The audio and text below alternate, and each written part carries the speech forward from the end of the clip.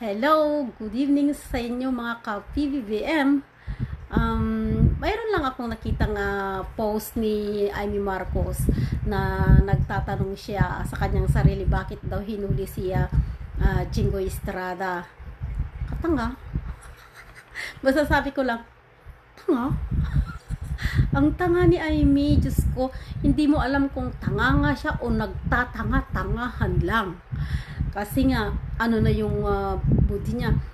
Nakikita ko kay Amy Marcos, ayaw na lang kasi niyang, ayaw niya lang tanggapin na siya ay mali. Kasi nga, mataas ang kanyang pride. Pero alam mo, Amy Marcos, dapat sana, lahat naman tayo nagkakamali, lahat tayo nadadapa.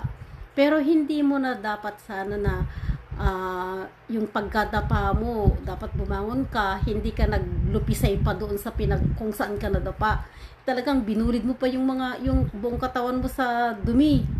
Kaya nagkaganyan ka ngayon, naging tanga ka, walang isip. Talagang nilayasan na ng Diyos ang iyong katawan, 'di ba? Sabi sa Biblia, ang katawan daw natin ay ang templo ng Diyos. So, ibig sabihin, dahil hindi mo na naiisip ang tama at mali, wala na yung Diyos o Espiritu ng Diyos sa katawan mo, di ba? So, ano ang nasa katawan mo ngayon? Espiritu ni Satanas. Kaya pala ganyan kang mag-isip ngayon. Hindi mo alam kung bakit hinuli si Jingo Estrada. Hindi mo din naiintindihan bakit hinuli yung iyong amo. Ay, nako. Sana Amy Marcos. So Amy, ayaw kong tawagin kang Marcos kasi hindi bagay hindi bagay na tawagin ka o mapakinggan namin yung iyong apelyido kasi lahat ng nakikita ko na ganyan ang apelyido, ang babait.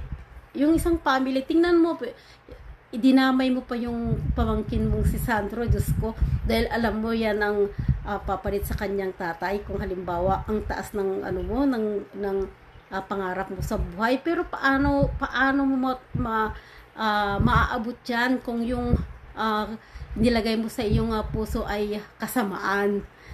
Sinong magbibigay sa iyo ng ng katuparan ng iyong mga pangarap kung ang iyong sinasanto o yung sinusunod ay si Satanas o ang Judas, si Diablo? Wala.